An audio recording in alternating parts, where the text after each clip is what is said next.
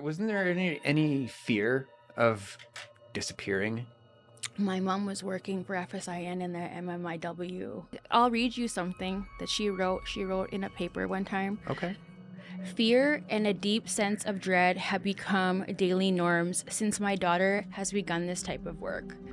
I wonder sometimes if she must also prepare her mind and spirit with armor. Creator, please don't let my daughter become a statistic. I hold strong to that saying, there is no power greater than the prayers of a mother for her child.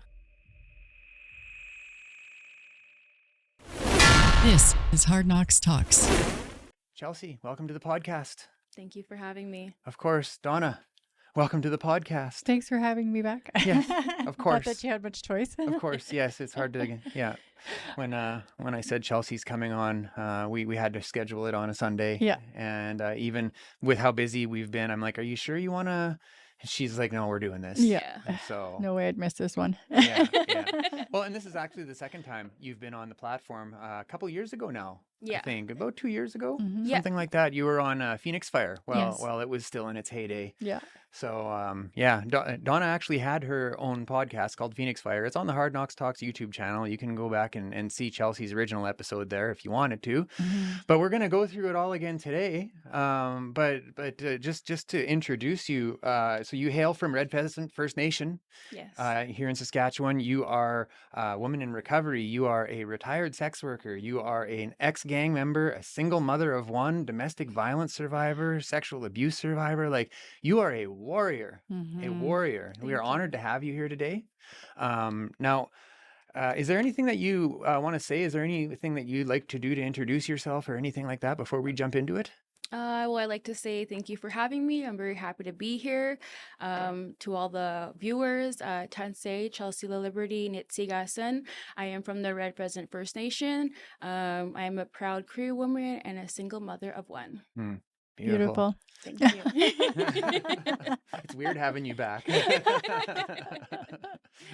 It's nice having you back. Yeah, Well, thank I you. agree. Yeah, and to add to that, is there anything that you'd like to Oh, you know gosh. throw in here before we Well, I was get not into it? expecting that at all. I'm super happy to be here, and what an opportunity to be back to have Chelsey, who was one of my first guests on the Yes. show.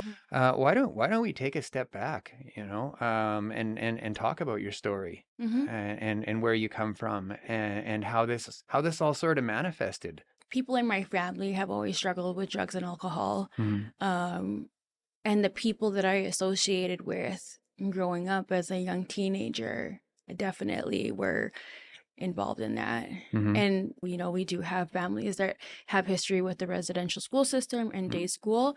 And so, obviously, one of the outcomes of that is, having families that are alcoholics or drug users. So that was like my initial step, that's where I came from, was, both of my parents had struggled with alcoholism before and after me. And then growing up, the people that I hung out with, we were involved in drugs and alcohol and that street life. Mhm. So, my mom tried her best. Like, she put me in like dance, modeling, singing lessons. She was always working or going to university. She was always like, I went to school with like children who like parents were lawyers, doctors, like traveling all Mhm. over the world, you know what I mean? And here I am, like this Indigenous girl from like the West Side who comes from a single parent household. And no matter what, even when I was around those people and going to a good school and, maybe doing basketball or volleyball, track and stuff, I just feel like I didn't fit in. Mhm. Because one of the ways that I felt like I relate to people was like through maybe pain or trauma or past experiences. So like I didn't feel like there were a lot of kids who were, like trying to navigate being, although I was in elementary, I was already a sexual abuse survivor at that time, and I'd already been abandoned by my biological father. And so I didn't feel like there was that relatable Mm. with kids growing up, like they didn't experience the things that I had already gone through. Like those things were almost so like foreign to them. Like, Mhm. what do you mean you don't come from a 2-parent household? Yeah. Yeah. What do you mean you don't know your dad? Try wrap your head around like sexual abuse and things that I had already went through. I didn't feel like the people that I grew up with or like went to school with had gone through the things. Mhm. And so for that reason, I felt like I didn't fit in, and there was still a yearning for maybe having connection with people who, you know, who did come from those backgrounds, who did have that pain. Yeah. And you found that on the street. Yeah. See, that makes perfect sense to me. I'm interested to know what the thought patterns and the emotions around not only like moving into street life, but moving into gang life and then moving into the sex trade. Like, can you tell us about that part of your journey? Like, what were the thoughts around it? Like the first time that you were presented with the opportunity to actually jump in, and to get into the sex trade. Like, what was that like for you? When I first started getting into the sex trade, there were factors that were contributed to my reason why. So, of course, it being unknown and like, seeing girls like getting to travel and like, making money. And so obviously that was appealing and that was exciting, like that fast money. But when I got into sex work, I was actually on conditions for previous charges. And so I was, you know, I started like getting into drugs and dealing drugs at the age of 15. And then so when I caught, my first charge at 26, I was, it was kind of like a fork in the road. Like I had been, making money and living this way for so long, but now that I have these conditions, and if I'm breached, then I can potentially go back to Pine Grove and have to fulfill my sentence until like trial or something. And so when I got into sex work, it was me searching for another means of to make money, because at that time I was mentally preparing to go away for 3 years. And so I didn't want to leave, my mom with nothing, because she was going to take on the responsibility of raising my son at that time if I had to go to jail. And so for me, it was a means of trying to make money and, trying to like give some type of financial support if I had to go away for 3 years. My ability to work as a sex worker, I thought being able to disassociate was like some magical tool that I gained from my sexual abuse. I was like, it's I know I know how to disassociate. I can do this. Like I'm not really mentally there, then I make the money, which obviously it's you kind of get like, it's like a high. But that's another high in itself, making that fast For money, sure. making that transaction. Yeah. And I think for me, like at the time, like as a sexual abuse survivor, I took it as like I know how to disassociate. I feel like it's one thing that I'm really good at. It's one way that I won't get breached because You didn't say I couldn't do that. yeah. And it was a way of me thinking that like I was able to like still provide for my son even if I did have to go away. I really lacked self-confidence, and so I was like, like these men want me. And at the time I really told myself like, oh, it's a way of taking my power back, because before, like, these men would take from me, but now I'm in a space where like I control the situation. I was kind of wondering if there was an element of that, that power dynamic in that, because now they're not taking, they're having to pay for that, and that's power. Yeah. Right. So yeah, it's an interesting. Yeah. Yeah. That's how I thought Yeah. it was. Yeah. That's how I felt at the time.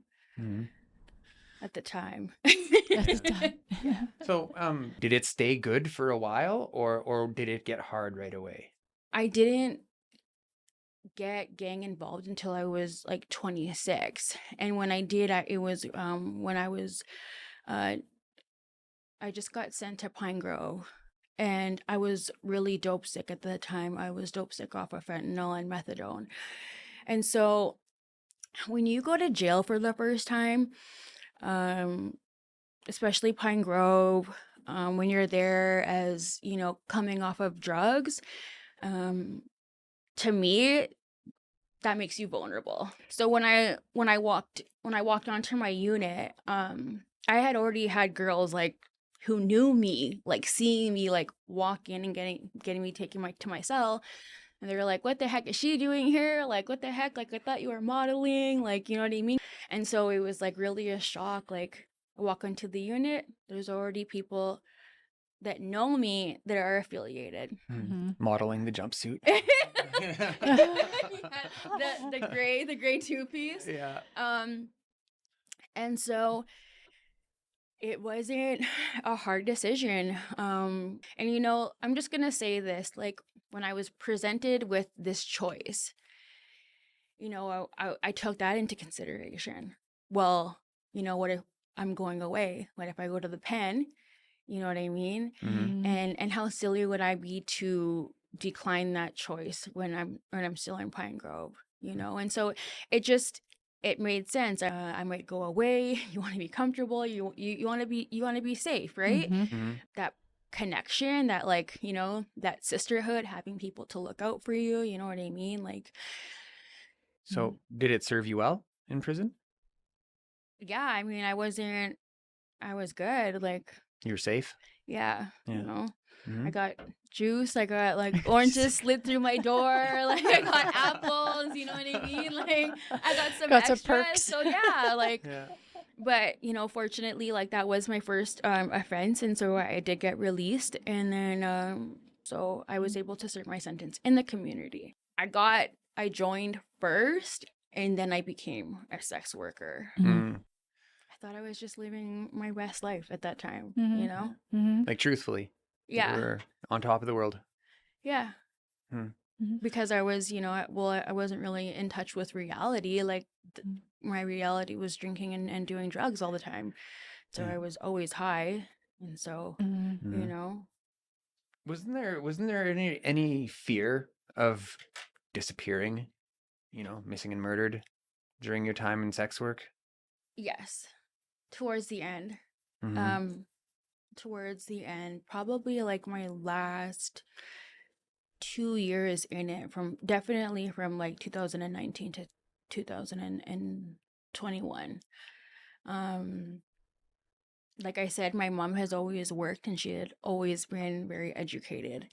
And so um I was very open with my mom with everything that I had ever gone through, was currently living. She knew. Um my mom is an amazing woman in the sense that, you know, I was I was always able to be truthful to her, and she would always listen, and she still loved me for being her daughter, not for the choices that I made. Wow. And so, you know, when I would go out on calls, I would let my mom know the address and I would be in contact with her. She would kind of be like my main point of contact. Hey, I'm going in, I'm going out. And as a mother, that must be, I can't imagine how hard that was for her. Mhm. And I remember telling her this one time in the morning, I was like,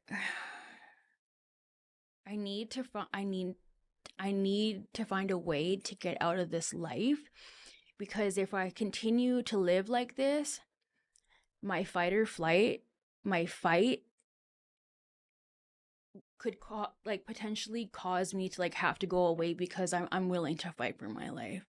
And so, yes, being an Indigenous woman as a sex worker, I did come into contact with men who willingly would meet up with intentions to try to do something or to hurt me. And so when I would be put in those positions, I always had fight. And so whether it was me fighting against them or figuring out like what they were doing and then kicking them out or threatening them like with a weapon, or sometimes you can't fight off a man who is stronger than you and who has made that choice what they're gonna do. Mm-hmm. And so yes, I gone through things as a sex worker where like essentially I just kind of felt like my power was being taken away. This was no longer something that like I thought like I had control over, Mm-hmm. because there were men out there who preyed on vulnerable women. For sure. And I didn't see myself like that at the time, you know what I mean? Like Mhm. I was just like, like it's a transaction. I'm just simply here for a transaction. And when I would have to fight, it really triggered like my childhood trauma. Like I would tell my mom about these things, like Mm. close encounters, like, oh, this trick tried to do this last night, or this happened. And my mom would be dumbfounded. Like, my girl, Mm-hmm.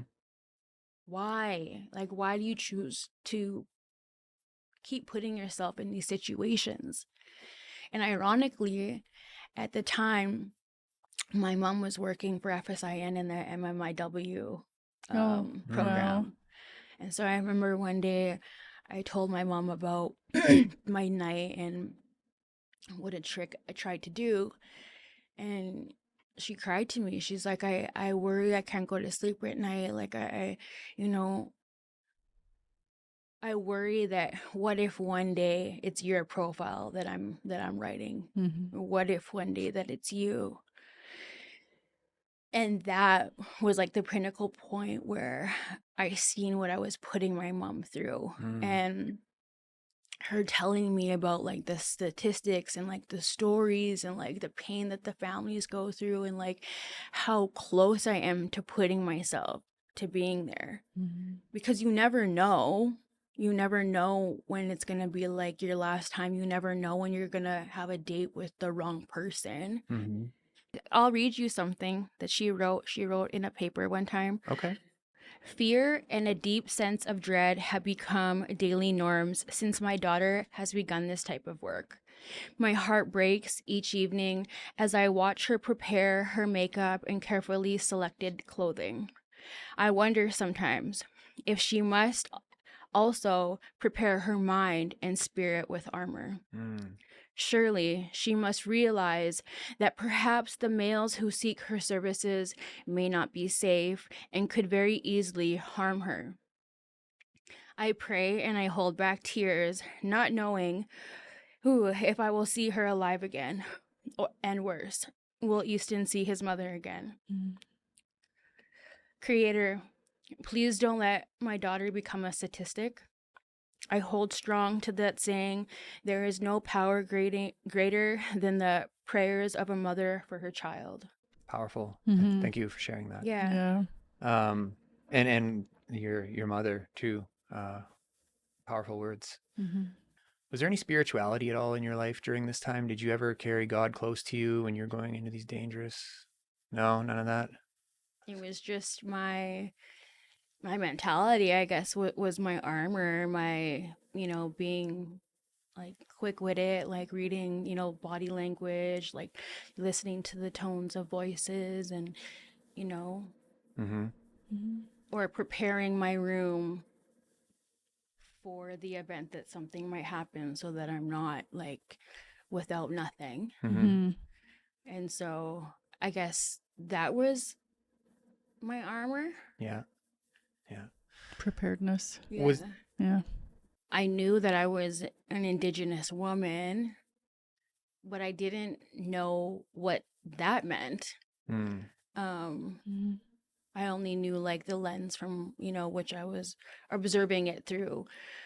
When it came to, being that person, I was that alter ego, I was Lexi, that's what my name was. mm, And so um that's all I took with me. Like I didn't believe that there was anything greater than myself. That's just how disconnected I was. There was no power that could save you.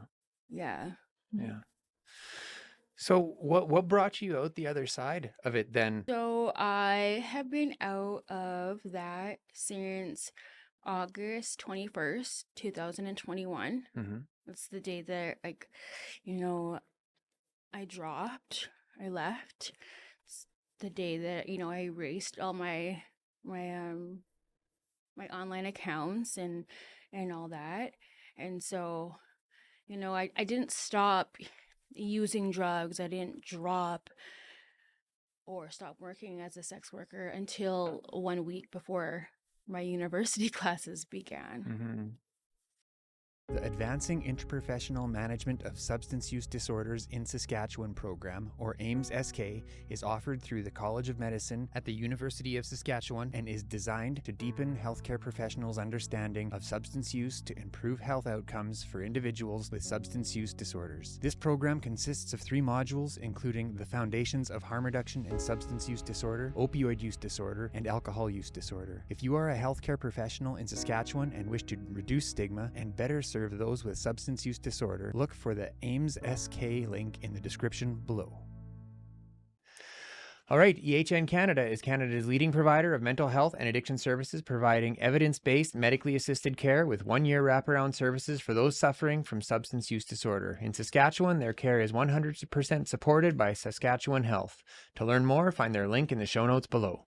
Wellness News, Choice for Healthy Living, is a local resource that works to connect people to health and wellness-related products, services, and expert advice from industry professionals, locally allowing us to connect and engage. Check out wellnessnews.ca or skwellnesshub.ca today to learn more.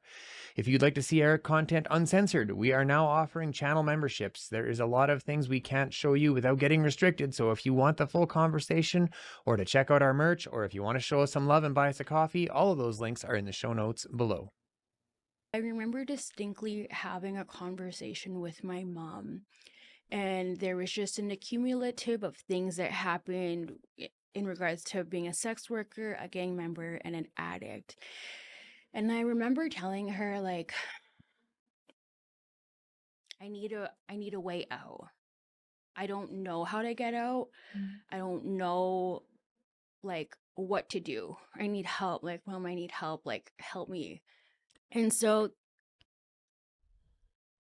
we applied for university, but I didn't think anything of it, And then I remember, I think it was in April or May or something, 2021, my mom handed me this piece of mail. She's like, open it. And so I opened it, and it was like, congratulations, you've been accepted First Nations University of Canada in your first year of Bachelor's of Indigenous Social Work. Mm. And I remember she was like, you asked me to help you. And she's like, here. She handed me the piece of paper, and she's like, here's your ticket. Like, my girl, like, you can do this. You can go to university. Like, you can become a social worker. Like, trying to, like, show me, like, everything that you've gone through, you know what I mean? Like, your lived experience would make you a great social worker. And so her really reinforcing, like, her belief in me, and then showing me, like, the acceptance letter to university For sure. was like, okay, here's my way out, but I'm still an addict, right? I wanted my mom to be happy in that moment. I wanted to share that moment with her, but, I just internalized, like, the reality, like, how do I actually, like, now the onus is on me. And so, I rode the train as long as I could. And that was up until 1 week before university classes started. I was just like, you can't keep bitching and crying about the way your life is if you're not gonna do something, Mm-hmm. And so there's this saying, like, what you're not changing, you're choosing. Mm-hmm. So when I went into university, I went into it with this mentality that I have to succeed. Like, I have to do good. You and me started our bachelor's degree at the same time. Mm-hmm. I remember you coming on, and you showed up, and I'll never forget it. I'll never forget it. You showed up, your camera came on, and you had these giant lashes on, and you got right up in the screen like it was just Chelsea's face, and Yeah. you were like looking at something. And I was like, whoa.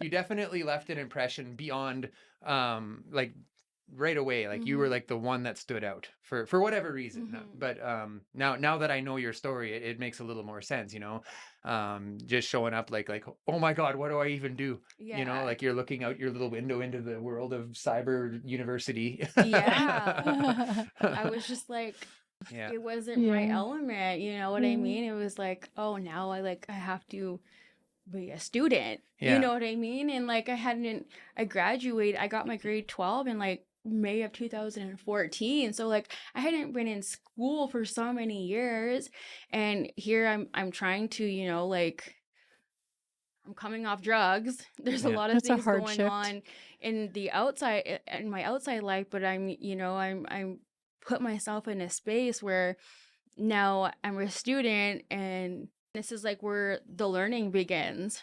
Did that responsibility put a weight on your shoulders, or did moving into that responsibility take a weight off of your shoulders? Like, because you're shedding the old life. Did it feel lighter or did it feel heavier? It felt heavier because I felt like it was my only way out of, even though it was super uncomfortable for me to be in a new setting and to have all these new expectations of myself. Mm-hmm. It was just like compounded. Like I felt like I didn't have any other option. Like I have to do good because I can't go back to that. You know what I Yeah, mean? yeah. And then, it's like even trying to believe in your capability that, your first year is really learning about Indigenous history, Yeah, how our families have been impacted. yeah. And, I'm getting into third year, and I'm realizing that, hey, I really haven't been doing the work.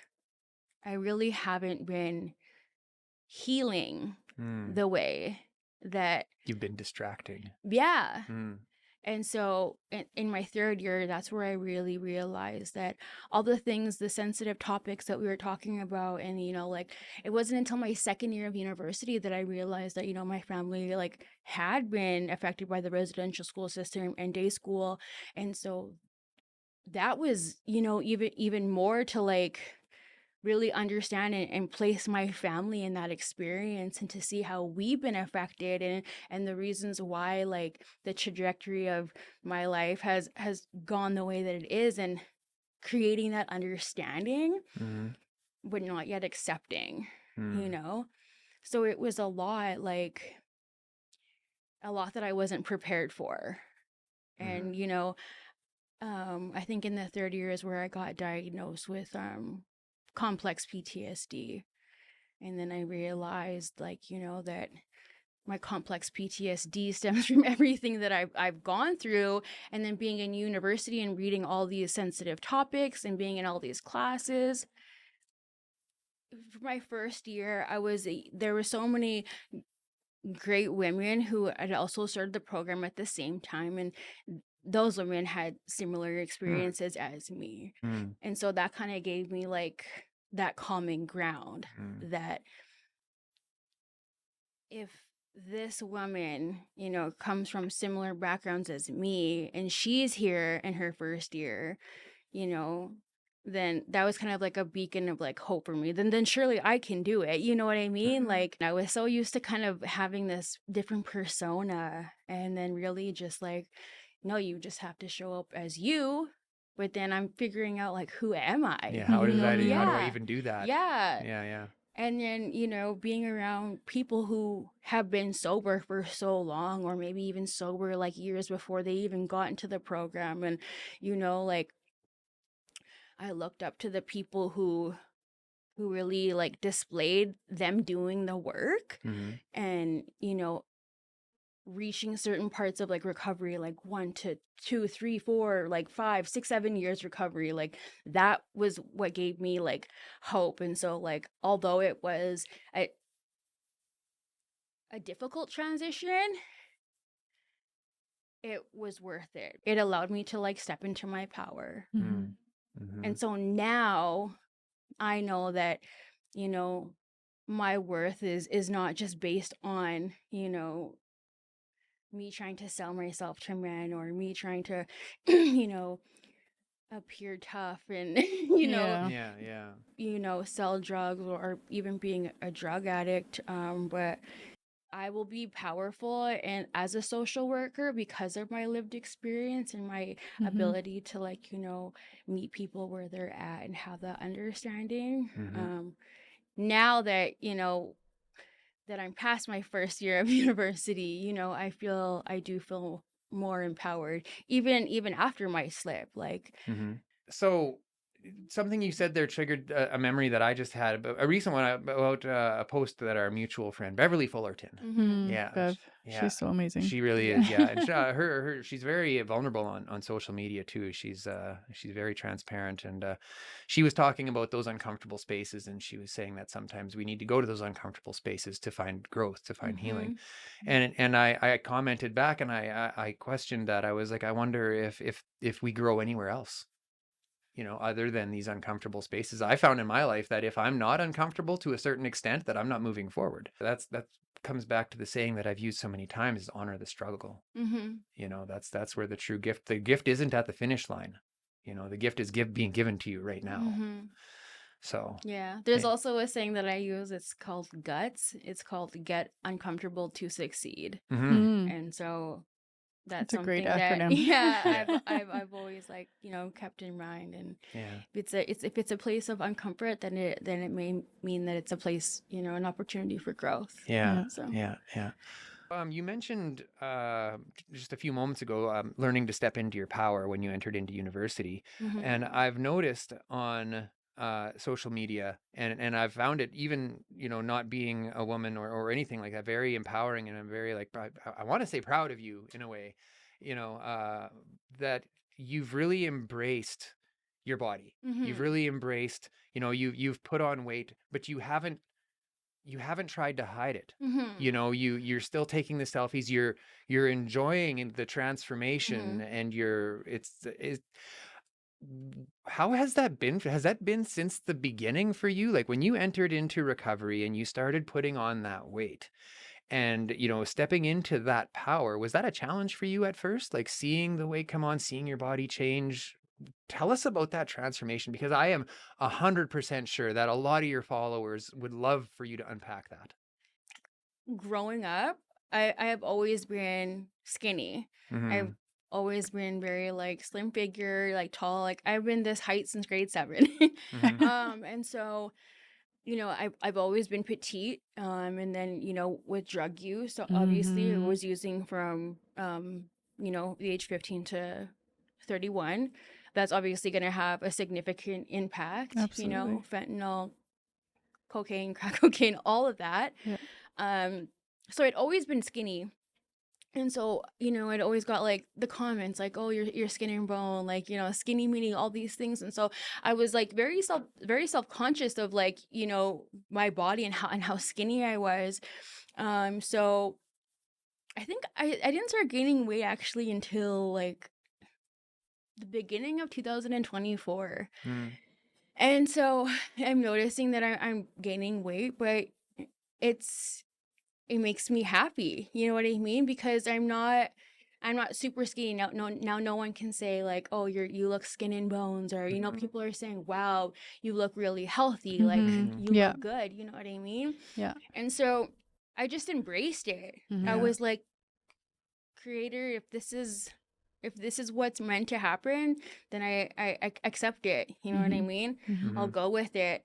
And so the whole process, like, the whole time of me, like, gaining weight throughout the past year, yeah, it taught me to, just accept my body as I am, as it is, as it, changes. You know what I mean? I think that, if anything, it's more telling to just be accepting of your body when you are going through changes. This isn't the only change that my body is going to go through. There's going to be various phases.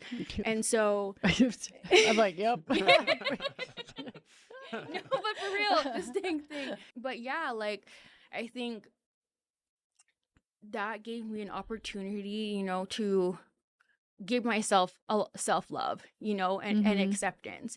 And so I've been more than happy that I've gained the weight, you know what I mean? Because I feel good. I feel like I look good. You know, I get that positive reinforcement from my family that, you know, they haven't seen me look this good since forever, you know? And Yeah. so,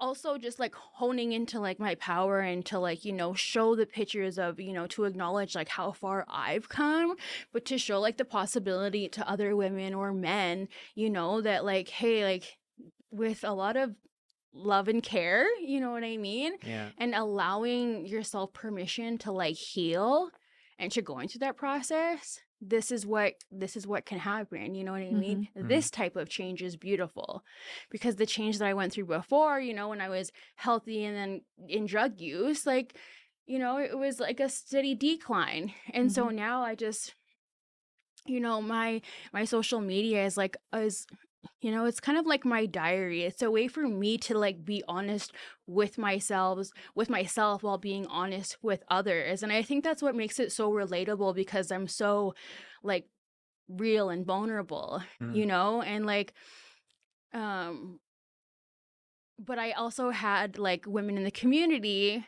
like Beverly and Chantel, like who also share their experiences. And I'm just like, that is so powerful. And like, you know, like I admired that. And so I was just like, here's a way for me to like speak my truth, and then hopefully like I know people will relate to it. Yeah. You know what I mean? And also like it's a process of like self-love and self-acceptance. So You mentioned Chantel Huel's name, so it's only appropriate. Check out the yes. Trap House Testimonies Facebook page. She is this far away from surpassing Hard Knocks Talks Facebook page. Oh my This far. She is goodness. going to be the biggest recovery page in Saskatchewan, probably in central Canada. Nice. Yeah, I'm Yes. super proud of her, man. Yeah. To watch that, like to watch her step into that, Mm-hmm. you know, and it's just, you know, using language and using humor that reaches the demographic she intends to reach with her message of hope. You know, some people shit on her because some of the stuff she posts, right? It's real like dirty and controversial sometimes, you know, and like dirty humor and, you know, and to me, it's like, you know what, like that is what she wants to put out there, and it's attracting people that she can help with her message. Yeah. So right on, Chantel. And if Yep. you are listening or watching this after you're done, don't go right now. We're not done yet. But when we're done, go to Facebook, give Chantel Huel Trap House Testimonies, give that page a follow. Yeah. She's So an amazing advocate in the community. she really is. Yeah. Man, she's traveling the world now. I She's going to know. Oklahoma, and she went to Norway last year, and she's going over the pond again this year Isn't she somewhere going to else now. Scotland right away? Scotland or something. Yeah, Scotland. Yeah. Yeah. Not bad for a trap queen, hey? Yeah. That's amazing. Yeah. So like very grateful to have like someone like that, like to look up to, like in the community, you know what I mean, who is also my helper with Straight Up. So I'm also very grateful for that. I actually wanted to jump in briefly and bring the conversation back to this the weight gain topic, and I don't know. Coming. Yeah, I don't know how to navigate it other than, like, I remember at one point, like, I was a 00 at Le Chateau. And I thought at that point in my life, I looked great. I was, you know, and I had the same sort of comments, you know, oh my gosh, you're so skinny and all these things. And then I would become self-conscious about that. And then, you know, as I got better and my health improved, I started to put more weight on, and I don't look the same as I did, you know, and yeah, there has to be an acceptance of that, because this is health. This is what healthiness looks like. Yeah. Right? Absolutely. And I think that it's important for women and men coming into recovery that expect as your health improves that you are going to put some weight on, and that's wonderful. Yeah. You know? No, accept it. It's a beautiful thing. It is. Now that you come back to it, you know, one of the things that I really didn't want to do now that I stepped out of sex work was that I didn't want my body to be sexualized by men anymore. For sure. So that person, that figure who I was, Lexi, that was that was no longer a representation that I wanted to represent anymore. And so when that weight gain came, I embraced it because I just kind of felt like a butterfly, you know what I mean? Like it was just it was giving me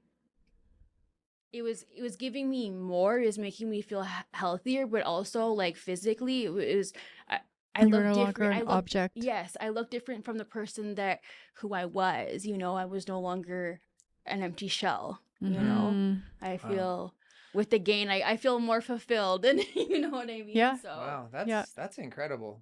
That's really insightful. I love that Yeah, a lot. I And would've- like that not only sort of encompasses some of the thought processes in my mind, as well as like that physical presentation, but also there's like that mental component of it, because like, you know, when I was younger, I mean, I was quite objectified and all the things, you know, and so yeah, there is that distancing from that, you know. Yeah, thank you for that. yeah, growth. beautiful. Yeah. Should we all hug it out? We say kumbaya.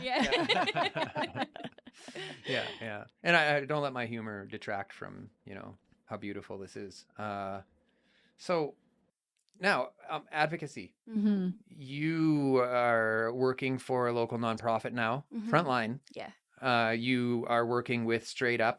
When you got into social work, did you right away realize that you could use this education to advocate? Or like what sort of spurred the thought, like I can be a voice in this community? It was only when I was listening to women who were already advocating within the community that were within like my first year who I met that Who? showed me that, hey, lived experience is an asset. You know what I mean? Everything that I've gone through is something that I can use. I can take from that. It could build me up to be a more effective social worker.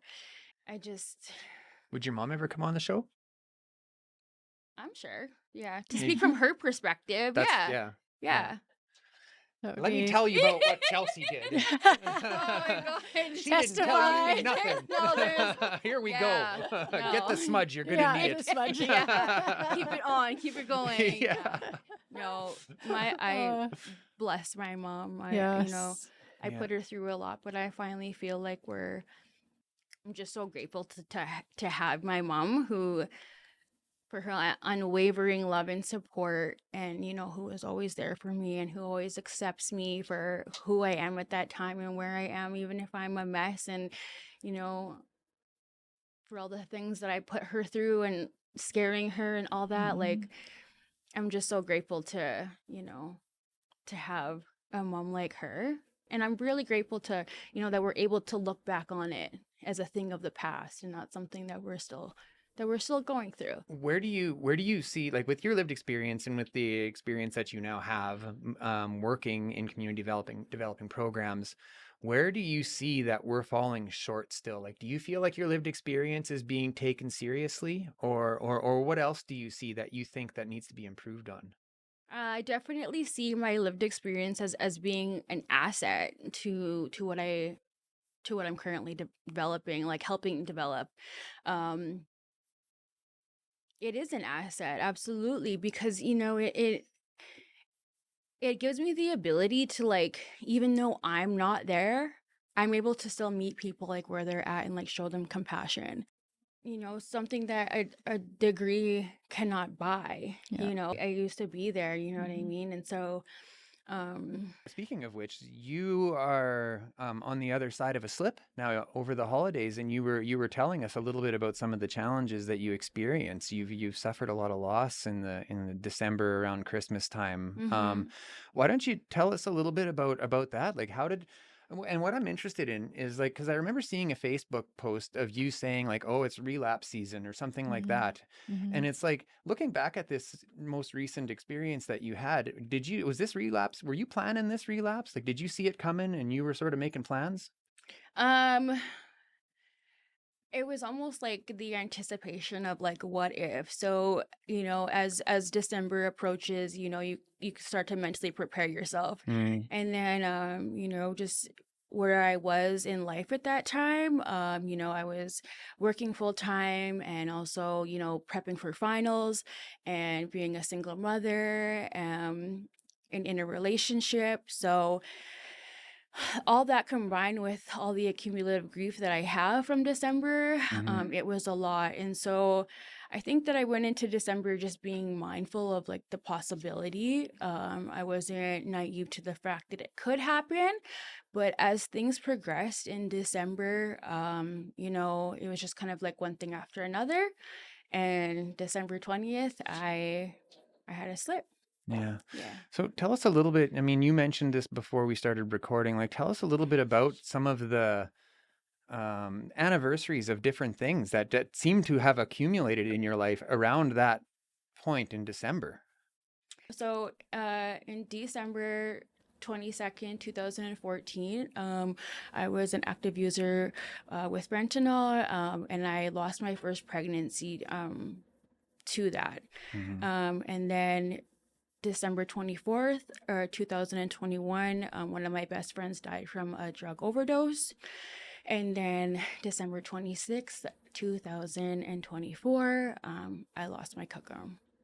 December is a lot Yeah. with Yeah. myself and others. I know there are so many others that struggle with that time of year too. So, Yeah. It's a really like just dangerous time of year for so many people on so many different levels, and then like on top of it, not only do you have all that happening for yourself, but you're working front lines. And so you're supporting people who are also struggling with that time of year. So that's a whole added layer of holy man. yeah. I mean, even in our lives right now, with like we're on an upswing at the moment, and even though our lives seem to be quite stable, even then Christmas is challenging. Like Christmas is challenging on a good day. Yeah. And that's without me sitting and remembering Christmases past where I was quite lonely, and apart from my family. And like I remember there was a Christmas Eve where I went out dumpster diving because I had nothing else to do. I got high and went dumpster diving on Christmas Eve.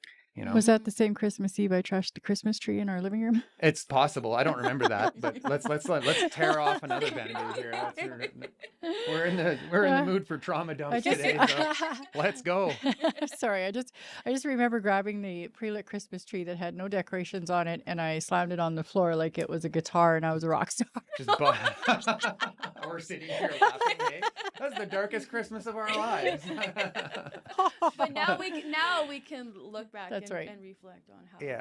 Yeah. Rock star. Yeah. Hello, Saskatoon. Having a kiss moment. Yeah. So, what I really try to unpack in situations like this is like, what was the thought process like? Because I mean, okay, so you have an awareness, right? It's coming up to this time of year. It's always rough for me. When that cracked, when you're like, "Good, I'm gonna get high," did that feel good? Yeah, at the time. It did, right? Yeah. How long did that last? Probably until like the Christmas holidays ended. Like, the mind of an addict, it's complex, it's diverse, and so there is like that self-pity and stuff, but I just felt like, at that time I did rationalize it like as if maybe I deserved a break, you know what I mean? Maybe I deserved like a time to step back from being so perfect and being so kept together, you know what I mean? Like It's Chelsea's turn. yeah. It didn't give me the feeling that I was looking for. Yeah, I've heard it said a lot of times that my relapse didn't take me back to the beginning, it took me back to the end. Would you agree with that? Yeah, because like every time I was drinking, I was crying and I was upset. I was like, I just remember feeling like this pain in like my stomach and like my chest, and like I just remember I would like panic and I was just like, like how do I get rid of it, I thought that like numbing myself with alcohol would work, but then it didn't. I just feel like it just even made my emotions more like heightened, and yeah, so that was hard to sit with, that I was I relapsed 4 days before my 3-year sobriety date. Mm. And so that was like a kick in the face to myself. Mm-hmm. But now that I reflect, now that I'm here, I got to give myself grace for like how I was feeling and the choice that I made in that moment. Mm-hmm. And to take it as an opportunity to like learn, For sure. you Yeah, know. yeah. So you have a son, single mother. Yeah. And this would have been the first time that he saw you drink. He's seen me act different throughout that 5 year when I was on drugs and actively like using alcohol and drugs. But I don't think that he was able to comprehend it at that time. Yeah. But when I slipped, he was 8 and obviously more grown up and stuff. And so, yeah, he's seen that mom was drinking and that she was drunk and like, hey, what's going on here? Yeah. And that's kind of where I'm going with this. Like, was there a conversation? Did he approach you, be like, hey, you're different, mom? What's, like, what did that look like? It looked like him finding my Mickey. Then it looked like me coming into his room and sitting down with him and admitting to what I was doing and then apologizing. Trying to explain like, yes, I'm sorry for drinking, but I also just wanted him to know that like it wasn't because I wanted to have a good time, that it was just because like I'm hurting.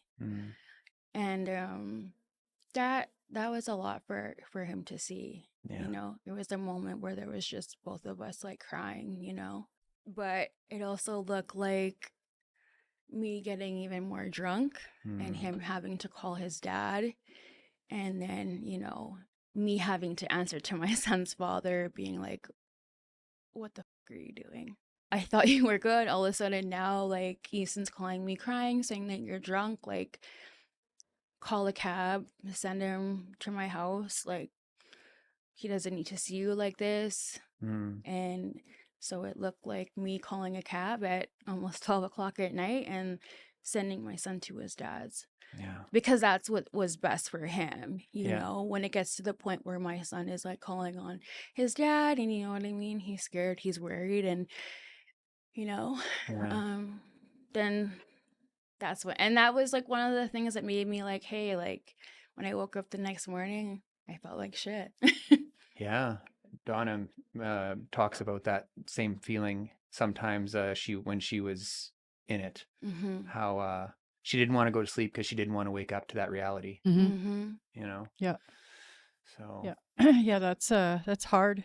When you're first coming to and everything seems kind of normal, and then you start looking around and you're going, holy shit, this is too much. Start reading the text messages, the messages. You don't even want to look at your phone. Yeah. Well, and I remember even in my darkest days, taking comfort in, like, I knew I needed to quit, but I still had dope, so it wasn't going to be today. Like there was some sort of comfort in that. Like, I'm still okay. I can still get high today. I know I need to quit, but I got this dope, So I became resentful at that point. What's that? I became resentful at that point, but what I was saying more was like I couldn't stop crying unless I was numb. Yeah. And like to be at all functional at all, I needed to get high. But then I hated the high because I knew the low was coming. So what brought you out of it then? This latest time. The biggest thing was definitely, my obligations as a mother. My son, I love him. I don't want to have to put him through that.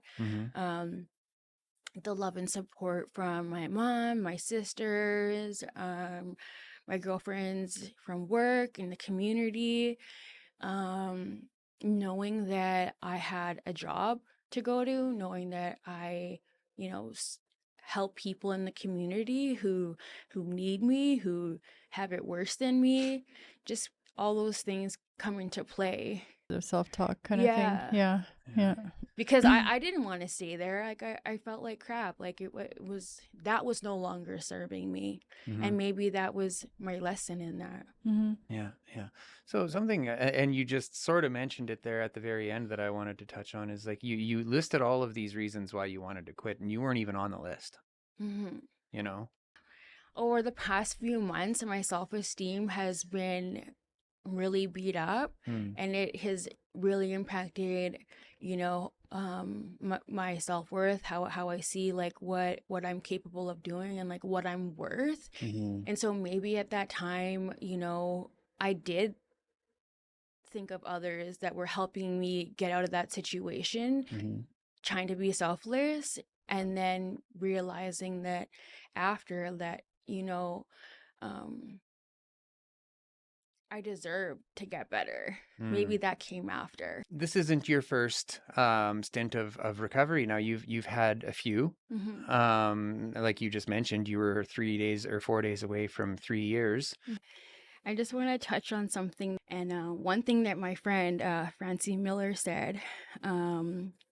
She was trying to get me to see like a different way of like viewing relapse. And she's like, I believe that when we relapse or struggle in different ways, it's not regression. It is visiting of the past for context, contrast, and discovery about how one wants to live in the present and moving forward. I describe this because it is easy to feel like you are going back to square one, day one, ground zero back there, but you aren't. You didn't go backwards, because you are still here with us in the present with all the strength and learning you did when you were back here. You have and are discovering all the gifts within you every single step of the way. Through all the learning that happens in easy and in very, very hard ways, there is great purpose in revisiting the struggle of this time. Yeah. So it's like... Very eloquently put. Yeah. Yeah. Where can people find you? People can find me at Chelsey Laliberte on Facebook or at Nehia Isque on TikTok. Awesome. We'll make sure to put your links in the show notes. Yeah. Chelsey, this has been an amazing conversation today.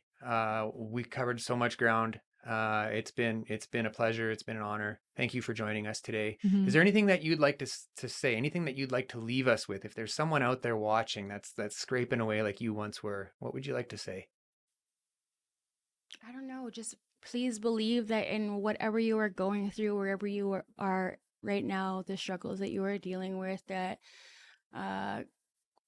Creator sent you here for a purpose, and that no matter who you are or what you've done, you deserve to heal for yourself and for your loved ones, but mostly for yourself. So please just never give up. Try again, put one foot in front of the other, and just remember you're loved. You are loved. Thanks so much, Chelsey. Thank you, Chelsey. Thank you. Donna, it's been a pleasure having you back in the studio. It's been a massive pleasure to be back in studio and with such an amazing, amazing woman. So Okay. thank you. We're going to cut it and we're all going to hug it out. Okay. Which camera? Whoa! No, like which? Say, this is Hard Knocks Talks.